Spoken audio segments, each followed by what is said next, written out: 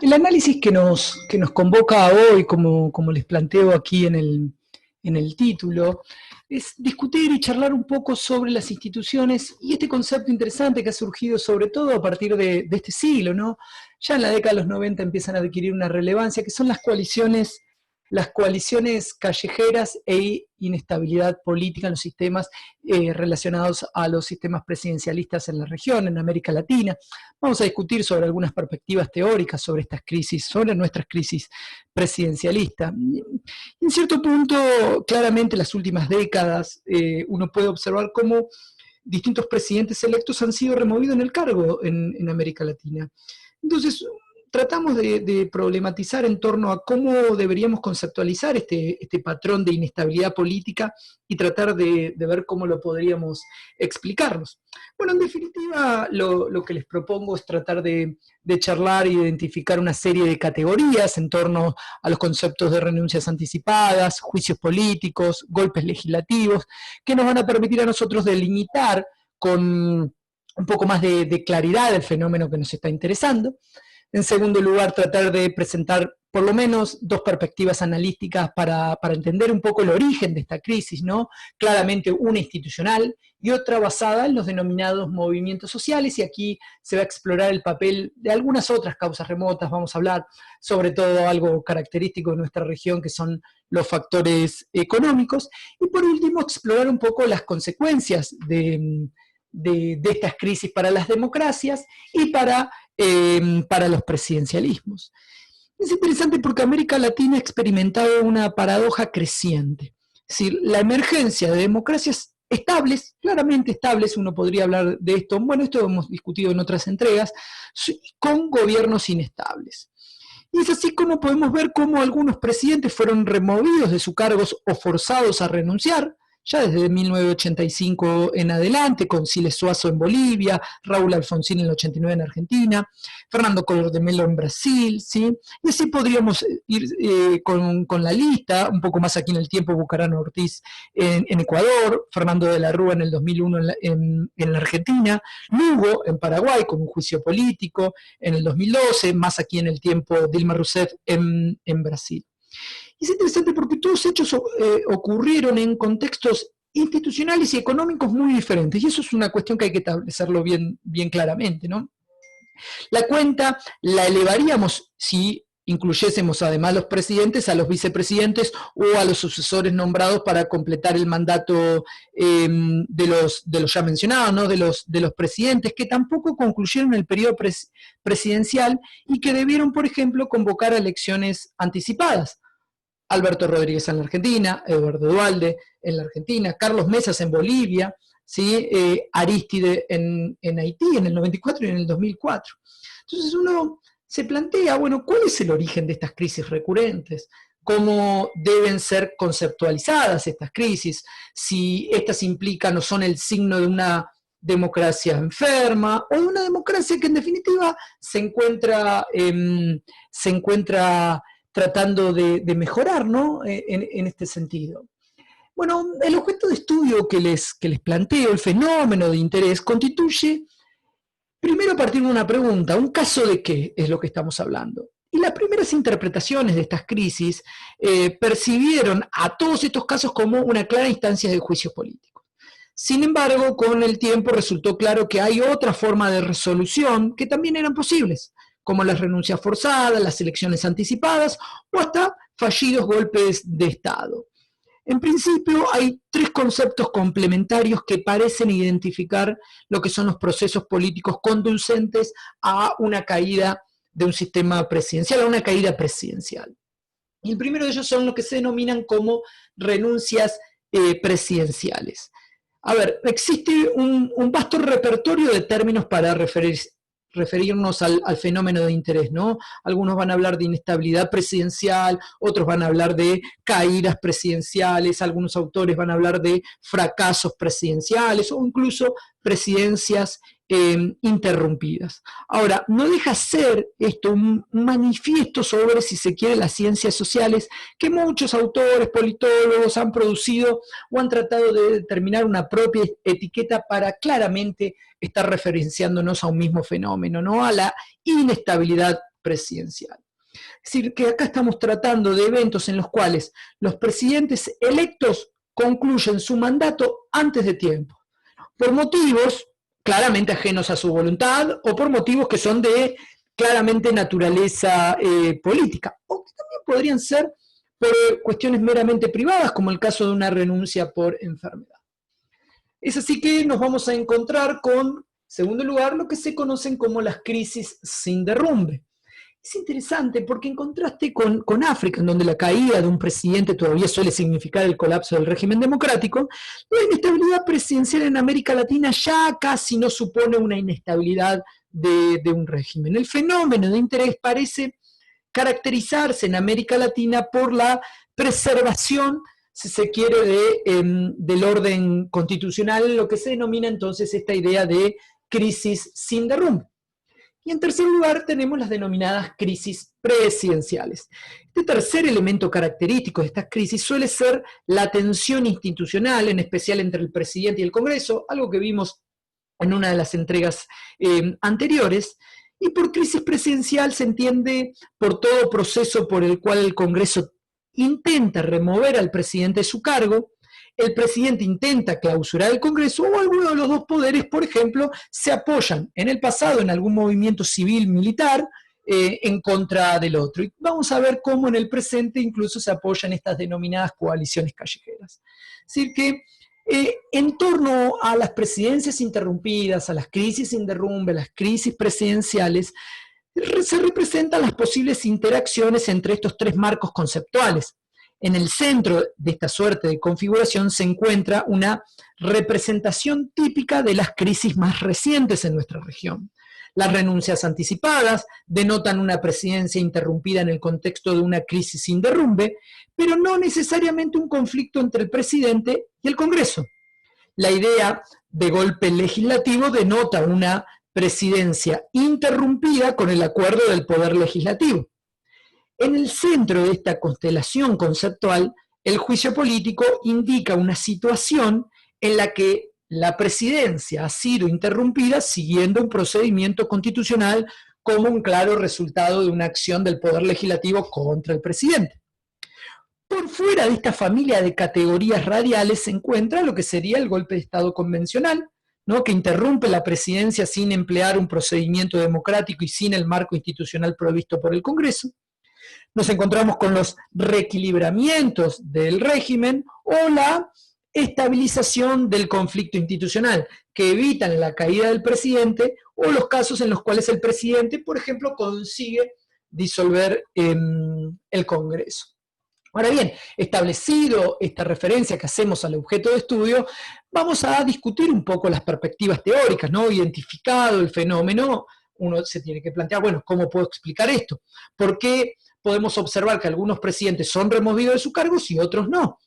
Y las interpretaciones más recientes han apelado fundamentalmente a dos variables explicativas. Primero, las instituciones, ¿sí?, junto con las élites que las conducen, obviamente, y por el otro lado el pueblo, junto con los movimientos sociales que hablan en nombre del pueblo. Vamos a ver el primero de los casos, las instituciones. El contexto intelectual de la década del 90 en la región impulsó naturalmente el análisis de las crisis en clave institucional, el componente de conflicto ejecutivo-legislativo que ya hemos analizado y que muchos autores, Juan Linz habla mucho sobre, por ejemplo, los peligros del presidencialismo. Las presidencias interrumpidas se originan en estos factores. En primer lugar, las protestas públicas frente a los hechos de corrupción, el abuso de poder, las crisis económicas se dirigen directamente siempre contra el presidente. Y en segundo lugar, los presidentes suelen llegar al poder muchas veces con minorías legislativas o muchas veces con mayorías frágiles y les resulta muy difícil conformar coaliciones estables. Los intentos por gobernar en forma unilateral pueden ofrecer una fortaleza temporaria, pero dada la centralidad del cargo presidencial, los adversarios políticos tienen amplios incentivos para apostar por el fracaso del presidente cuando éste comienza a volverse débil. Y esto es una de las cuestiones que más los desespera a los presidentes en nuestra región. Ahora, me interesa que hagamos hincapié en lo que se denomina las coaliciones callejeras. Si se quiere, una de las características más notables del fenómeno emergente es el papel preponderante que han tenido las protestas populares en las caídas de los gobiernos presidencialistas en nuestra región. En el pasado, los militares constituían el principal factor de fuerza capaz de imponer la salida de un presidente. Esa retirada en gran parte de la región del ejército del campo político, sin embargo, ha tenido dos consecuencias fundamentales. En primer lugar, los movimientos sociales se han transformado en el principal factor capaz de desestabilizar a un gobierno a través de formas de protestas o confrontaciones violentas en algunos casos. En segundo lugar, la capacidad represiva del Estado se ha visto claramente limitada por la creciente resistencia del ejército a ejercer funciones parapoliciales. Esta situación ha configurado una escena de poder popular que, combinada con el marco de las instituciones democráticas, carece, si se quiere, de precedentes en nuestra región, en América Latina.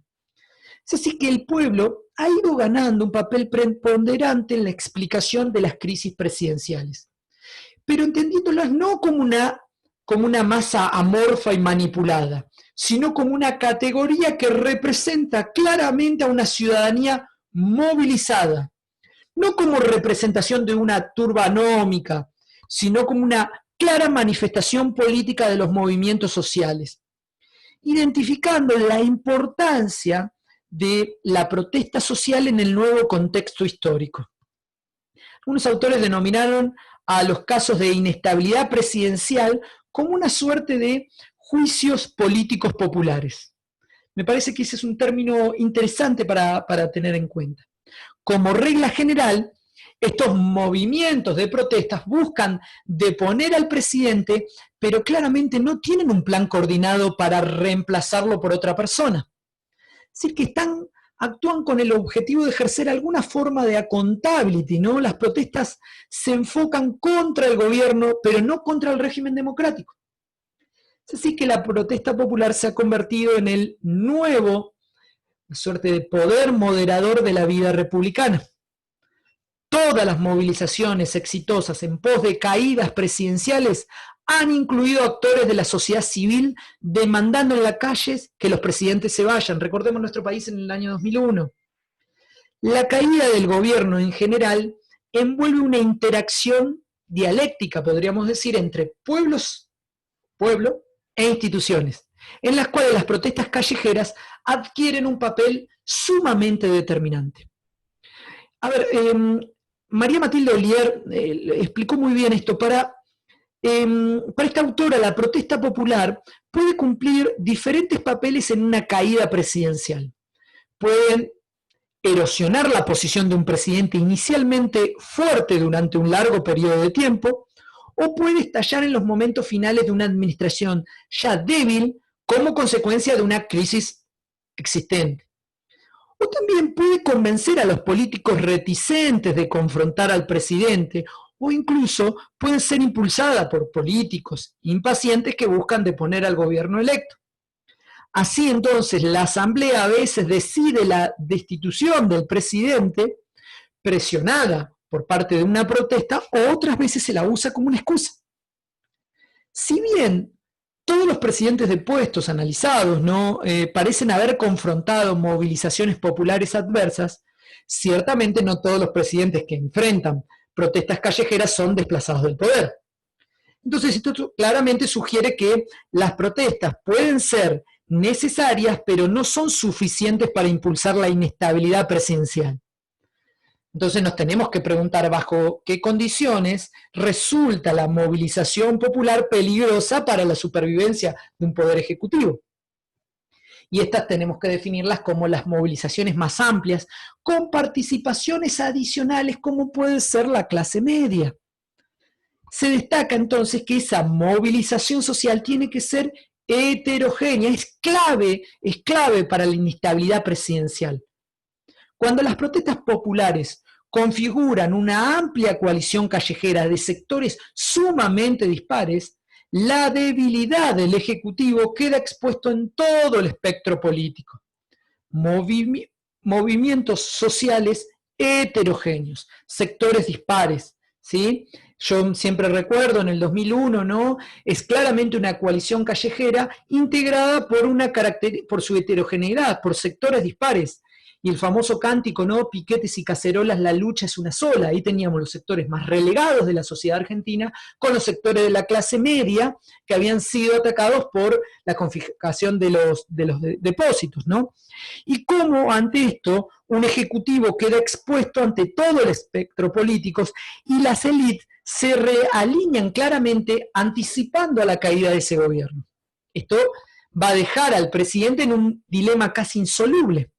Cualquier intento por negociar indica debilidad frente a sus adversarios y cualquier intento por reprimir consume inmediatamente la poca legitimidad que en definitiva le queda a ese gobierno. Sí es verdad que hay otras condiciones para la supervivencia política y para las crisis, ¿no? Las reacciones de las élites, de los sectores populares, por cierto, están inspiradas en otros factores, ¿sí? Y uno puede analizar los primeros estudios comparativos sobre las crisis presidenciales y cómo muchos de estos estudios han enfatizado el importante papel cumplido, por ejemplo, por los medios de comunicación. En especial, por ejemplo, por el periodismo de investigación en la exposición de casos de corrupción o de abuso de poder y cómo estos fueron erosionando el apoyo público a los presidentes. De la misma manera, uno podría señalar a los factores económicos que han recibido considerable atención como precondiciones de las crisis presidenciales. Y acá sí hay muchos estudios en torno a, incluso estudios estadísticos sobre nuestras democracias presidenciales. Los presidentes confrontan mayor riesgos en contexto de protesta popular y si a esto se le suma una recesión económica. Pero no necesariamente si hay escándalos de corrupción o incluso de alta inflación. Ahora, hay otros trabajos donde las variables institucionales y no institucionales, es decir, por ejemplo, la adopción de políticas neoliberales, las condiciones económicas en términos de inflación, de crecimiento, la presencia de escándalos de corrupción, las cuestiones o las políticas populistas, es decir, en un modelo unificado que permite explicar el colapso presidencial en su conjunto. Y a partir de un análisis sobre todo cuantitativo se indica que la inflación, la protesta popular, los escándalos incrementan el riesgo de una caída presidencial, mientras que el apoyo legislativo mayoritario lo que hace es disminuir el riesgo. ¿Sí? Entonces, claramente vamos a tener a autores que van a decir, bueno, cuestiones como la inflación no afectan a la estabilidad presidencial, aunque otros van a decir que la inflación sí lo hace, o algunos van a decir no, la que afecta claramente el riesgo de los mandatarios electos es una inflación extrema, ¿sí? El impacto de esa inflación, el impacto de las protestas populares, el impacto de una recesión económica como un factor relevante para poder predecir, si se quiere, la caída del apoyo público a los presidentes. A ver, es interesante en ese punto en torno a cómo esto también se puede discutir desde una dimensión normativa. Y acá planteamos en nuestro video de hoy un poco una suerte de esperanzas versus preocupación, esperanza y preocupación en cierto momento, en lo que está pasando también en nuestra región y en lo que pasa en las crisis de los sistemas presidencialistas. Ahora, uno puede ir sacando ciertas conclusiones fundamentales. En primer lugar, es posible que los factores institucionales claramente cumplan un rol importante en la inestabilidad presidencial, porque pueden facilitar o dificultar la constitución, si se quiere, de un escudo legislativo para proteger al presidente, por ejemplo, en el Congreso. Una segunda conclusión, podríamos decir que la extensión de la movilización popular contra el presidente, esto no es otra cosa que el tamaño, en definitiva, de esa coalición callejera, parece ser el principal factor que determina la inestabilidad hoy en día de un presidente. Cuando múltiples grupos sociales convergen en el espacio público para demandar la caída del gobierno, la posición del presidente suele tornarse insostenible. Y por último, es probable que existan complejas interacciones entre el diseño institucional, la movilización popular. La protesta puede resultar mucho menos efectiva cuando el presidente todavía conserva un amplio apoyo entre las élites políticas en ese punto, y me parece que es interesante. Ahora bien, para ir cerrando, yo lo que me permito es traer un interrogante, ¿no? ¿Cuáles son las consecuencias de la inestabilidad presidencial para la democracia en nuestra región, en América Latina. Es decir, estamos frente a un momento de progreso social, político, estamos frente a una etapa de resquebrajamiento institucional, y acá vamos a tener distintos autores que les expongo. En primer lugar, primero los autores, Mestrain, expresa, si se quiere, un punto de vista optimista, ¿no? El sostener que las interrupciones presidenciales indican una suerte, un creciente nivel de rendición de cuentas, tanto horizontal como vertical, sobre todo esta contability vertical que está muy perdida en nuestra región. Me parece que es un punto interesante en este sentido, ¿no? Y que incluso se agrega a partir de la parlamentarización, si puede existir este concepto, de la política latinoamericana, que conlleva una mayor capacidad del Congreso, incluso para remover al jefe del Poder Ejecutivo, ¿sí? Sobre todo cuando éste pierde el apoyo del Legislativo, y cómo las protestas populares operan como un mecanismo revocatorio, ¿no? Del presidente cuando pierde ese apoyo de los sectores más populares, y cómo el gobierno tiene que, en definitiva, tratar de sobrevivir y de lograr una buena presidencia a partir de no perder este apoyo. Valenzuela es interesante porque ha interpretado la recurrencia de las crisis como una muestra más de los peligros institucionales impuestos por el propio diseño constitucional de los sistemas presidencialistas. Me parece que ese es un punto interesante. Hay otras visiones menos optimistas. Bueno, Javier Aullero ha enfatizado en sus estudios muy buenos en torno a lo que fue la crisis presidencial argentina del 2001, y cómo él enfatiza el papel central que las relaciones clandestinas entre los líderes peronistas barriales, los punteros, la fuerza de seguridad, los participantes, las coaliciones, tuvieron una relación directa en el desarrollo de los saqueos, en los acontecimientos del año 2001, ¿sí? O como el propio Malamud sostuvo que fueron los líderes peronistas quienes prepararon el escenario para regresar al poder y no fue una turba espontánea, ¿no? Ellos sostienen de ese punto de vista, ¿no? Me parece que los estudios en general que uno puede tomar sobre las crisis más recientes tienen estos en torno a 4 tipos de argumentos para poder interpretar un poco la inestabilidad presidencial, ¿no? Aquellos que uno podría denominar como institucionalistas esperanzados, aquellos que se denominan institucionalistas más preocupados, o tenemos argumentos más sociológicos optimistas, o lo que se denominarían los sociólogos preocupados. A ver, en mi opinión, lo que pienso particularmente como es en torno a que la remoción del presidente generalmente no consigue claramente resolver las causas más profundas que en definitiva terminaron originando la crisis institucional. La concentración de poder presidencial en nuestra región facilita la corrupción, facilita el abuso y por ende conduce, sobre todo en tiempos difíciles, a la protesta generalizada, a la interrupción en algunos casos de los mandatos presidenciales. Pero la destitución de un presidente no es para nada suficiente o no logra acabar con una tradición política en la cual el poder ejecutivo en América Latina aún no logra rendirnos cuentas a la ciudadanía. Esa misma coalición social que tomó las calles para deponer al mandatario, a menudo respalda la concentración de poder en manos de un nuevo presidente que promete, y esta vez promete, esta vez dice que sí, acabar con la vieja política, acabar con la corrupción. Así, el estilo de gobierno que permite al nuevo presidente arrollar a la oposición en tiempos de prosperidad, debilita las instituciones democráticas y compromete nuevamente su propia supervivencia en tiempos de crisis. El liderazgo presidencial delegativo, algo que vimos en el video de democracias delegativas y que invito a que lo escuchen, es estable cuando dispone de recursos objetivos y subjetivos que le permiten ejercer el poder concentrado. En ausencia claramente de esos recursos, el presidente se halla casi expuesto a ser destituido.